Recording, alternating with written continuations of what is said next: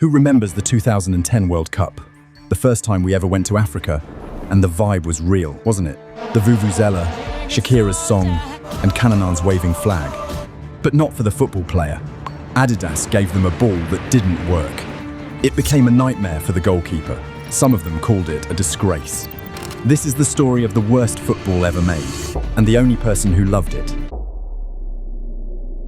To understand why the Jabulani was such a disaster, you need to understand what it was supposed to be.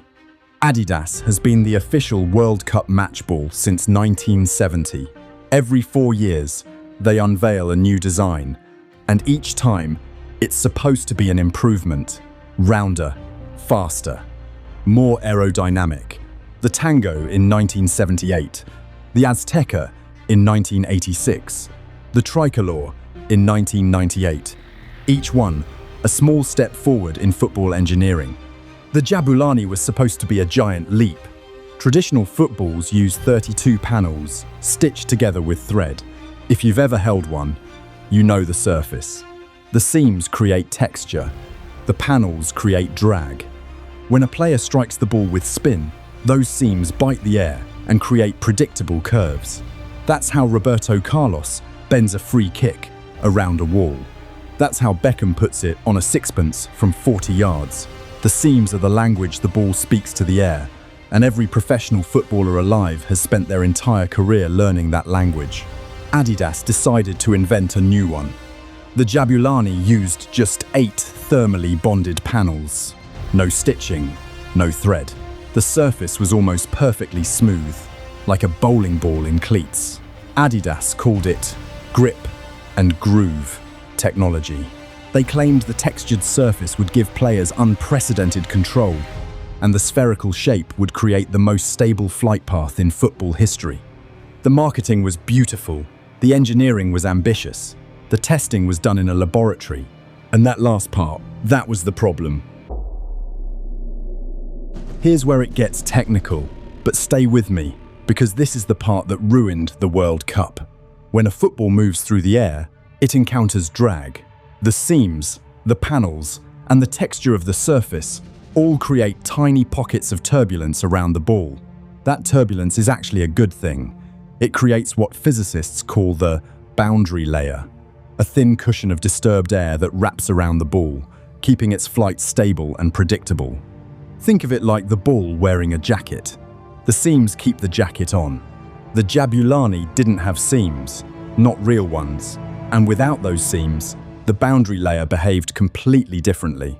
At high speeds, above roughly 70 kilometers per hour, the ball moved normally. A full power shot from close range would fly true. But at mid-range speeds, the exact speeds where crosses happen, where long passes happen, where free kicks happen, where basically everything that matters in a football match happens, the drag coefficient would shift, suddenly, without warning. Scientists have a name for this, the knuckleball effect. In baseball, a knuckleball is thrown with almost zero spin, and it wobbles unpredictably because the seams interact with the air in chaotic ways. The Jabulani did the same thing, but worse, because it was smoother than a baseball and bigger, which meant more surface area for the chaos to play with. The ball would leave a player's foot traveling in one direction, and then, mid-flight, change its mind. It would dip, swerve, stall, sometimes all three in the same trajectory. And the cruelest detail, it was most unpredictable, at the exact range where goalkeepers have to commit to a dive, 20 to 30 yards out. The distance where a goalkeeper reads the flight, picks a corner, and throws themselves sideways. Except now the ball was lying, and by the time they realized it, they were already horizontal, heading the wrong way, watching the ball float into the opposite corner like it had places to be. The goalkeepers weren't bad. The ball was gaslighting them. The 2010 World Cup kicked off on June 11th in Johannesburg, and it took approximately 1 match for the Jabulani to announce itself as a problem. South Africa versus Mexico, the opening game, Sifiwe Tshabalala scored a beautiful long-range goal that swerved viciously past the goalkeeper. The commentators called it brilliant. The physicists watching at home called it suspicious. That ball moved about 2 feet sideways in the last third of its flight. For a struck ball, that's not technique, that's witchcraft. But the real indictment came a day later. England versus the United States, the match that would turn a football into a villain. Clint Dempsey hit a shot from about 25 yards. It was a decent strike, not thunderous, not a screamer, the kind of shot that a World Cup goalkeeper saves in his sleep. Robert Green, England's number 1, got down, got his gloves to it, and the ball squirmed through. It bounced off his palms, rolled under his body, and trickled into the net like it was embarrassed to be there. The English press lost their minds. Green was crucified. Headlines called him a disgrace. Memes were born. A man's career was effectively ended on the world stage. And while the roasting was happening, the goalkeepers at the tournament were having a very different conversation, one that sounded less like blame and more like a support group. Julio Cesar of Brazil called the ball terrible. He said it was impossible to predict. Gianluigi Buffon said it was an absolute disaster and that it moved like no ball he'd ever seen. Iker Casillas, who at that point was the best goalkeeper on earth, said goalkeepers simply could not trust what they were seeing. The ball was lying to their eyes. And these weren't excuses. These were the 3 best goalkeepers in the world, independently saying the same thing. The group stage produced an unusual number of goalkeeping errors. Shots that should have been saved weren't. Crosses that should have been caught weren't. Long-range efforts that should have been routine became catastrophic. For the first time in modern World Cup history, the ball was the common denominator in nearly every embarrassing goal. But Adidas? Adidas did what any corporation does when reality contradicts the marketing department. They said the players needed more time to adapt. They said the complaints were overblown. They pointed to their laboratory testing and assured everyone that the Jabulani was the most advanced match ball ever produced. Which, technically, it was. In the same way, a Formula One car is the most advanced vehicle ever produced. Doesn't mean you should drive it to the grocery store.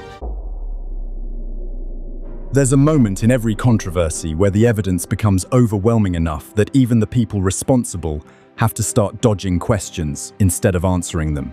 For the Jabulani, that moment came about 2 weeks into the tournament. FIFA's response to the complaints was to do what FIFA always does. Absolutely nothing useful. Sepp Blatter acknowledged there might be issues, but said the ball had passed all official testing standards. Which was true. It had passed testing in a laboratory, at sea level, in controlled conditions. South Africa's stadiums ranged from sea level in Cape Town to over 1,700 meters above sea level in Johannesburg. Altitude changes air density. Thinner air means less drag. Less drag means the knuckleball effect kicks in at even lower speeds. The Jabulani wasn't just unpredictable, it was more unpredictable at altitude. And FIFA had approved it for use across all venues without accounting for this. The goalkeepers organised, not formally, not with protest banners and union meetings, but through the press. One by one, the biggest names in the position stood up and said the same thing. This ball is not fit for purpose.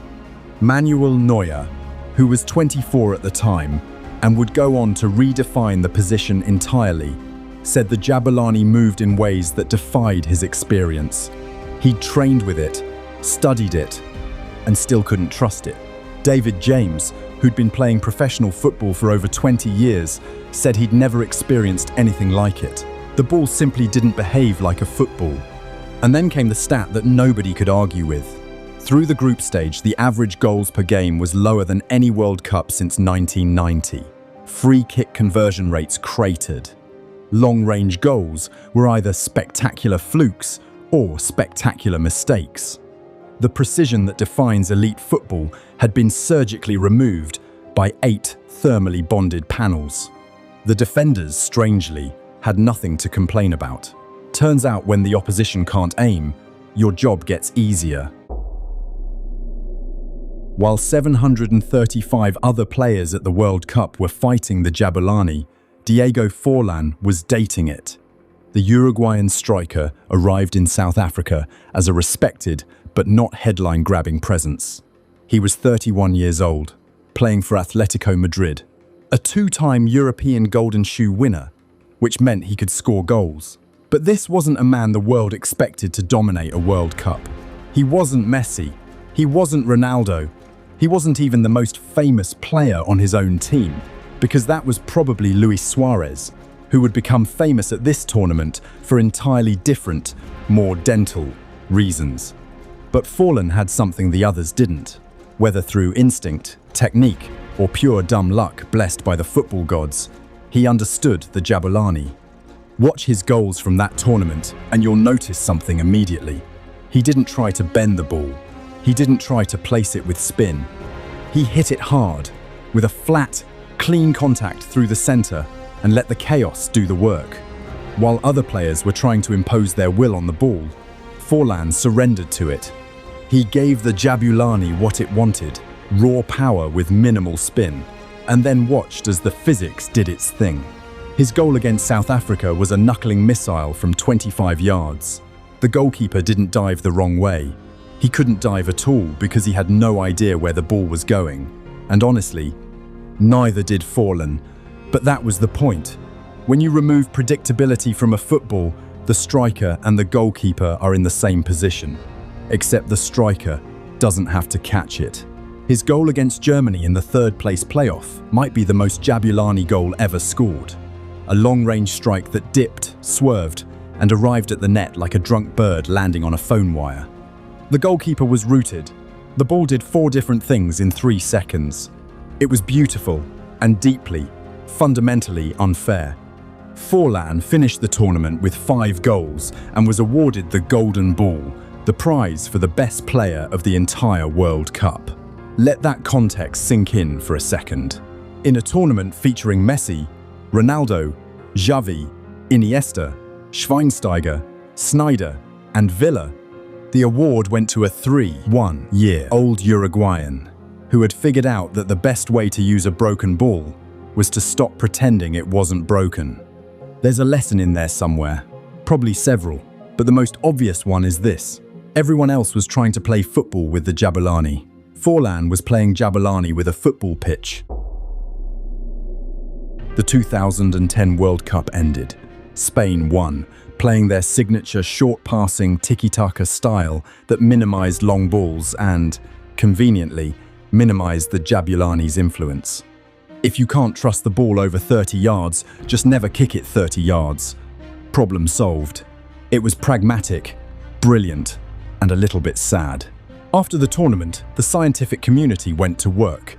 Researchers at the University of Adelaide, at NASA's Ames Research Centre, and at multiple aerodynamics labs across Japan and Europe ran the Jabulani through wind tunnel tests, computational fluid dynamics simulations, and high-speed camera analyses.